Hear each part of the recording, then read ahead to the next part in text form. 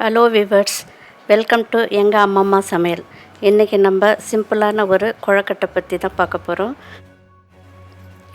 வாங்க வீடியோக்குள்ளே போகலாம்.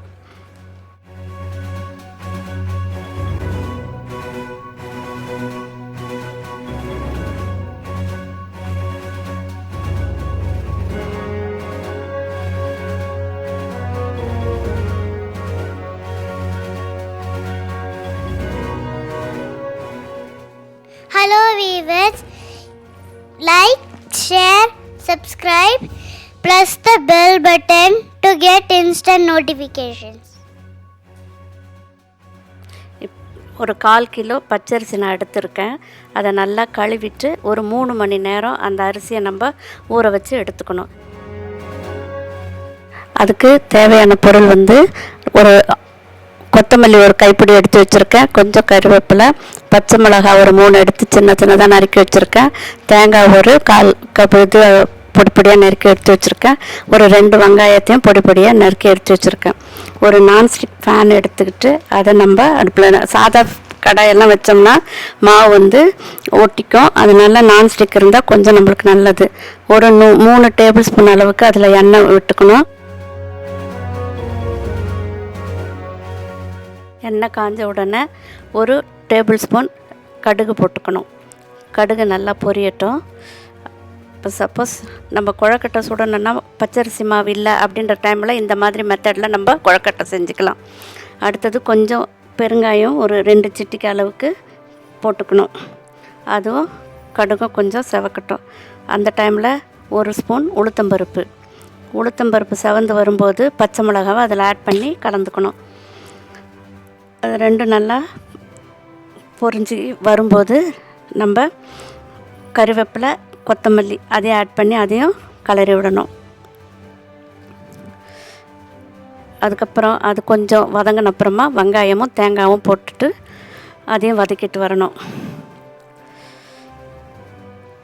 எல்லாம் ரொம்ப வதங்கணும்னு இல்லை, ஓரளவுக்கு வதங்குற அளவுக்கு நம்ம வதக்கிக்கணும்.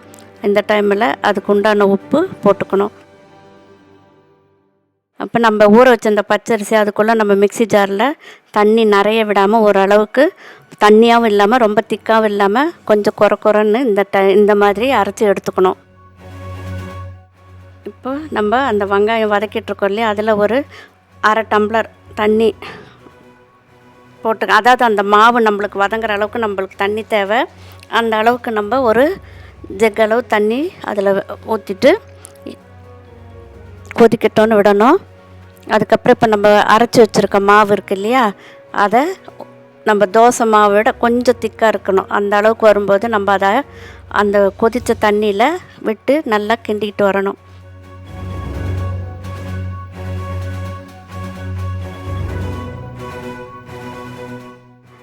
அது கலரிட்டே இருக்கணும் கைவிடாமல்.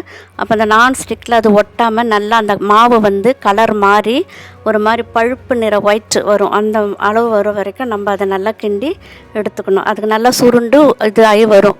அந்த ஸ்டேஜ் வரைக்கும் நம்ம அந்த மாவை கலரிட்டுருக்கணும்.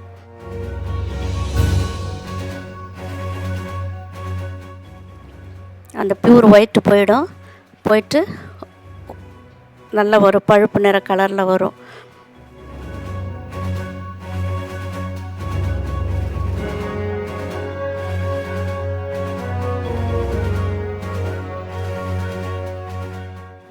அதுக்குள்ள நம்ம ஒரு இட்லி குண்டா இருக்கிறவங்க இட்லி பாத்திரம் வச்சுக்கலாம்.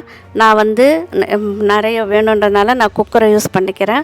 குக்கரில் தண்ணி ஊற்றி கொதிக்க வைக்கிறோம். அது கொதிக்கிறதுக்குள்ளே நம்ம இந்த மாவை கொழக்கட்டை பிடிச்சி இட்லி தட்டில் நம்ம ரெடி பண்ணி வச்சுக்கணும். இட்லி தட்டில் கொஞ்சம் லேசாக எண்ணெய் தடவிட்டு கொழக்கட்டை பிடிச்சி அதில் வச்சுக்கணும்.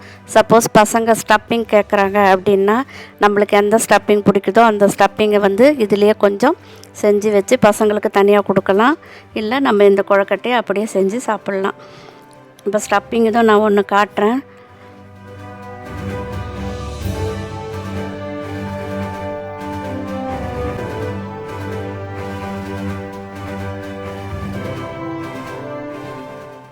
நான் இன்றைக்கி உடச்ச கடலை, தேங்காய், பச்சை மிளகாய் இது 3 மிக்ஸியில் அரைச்சிட்டு அதை வந்து உள்ளே வச்சு ஸ்டஃப் பண்ணியிருக்கேன்.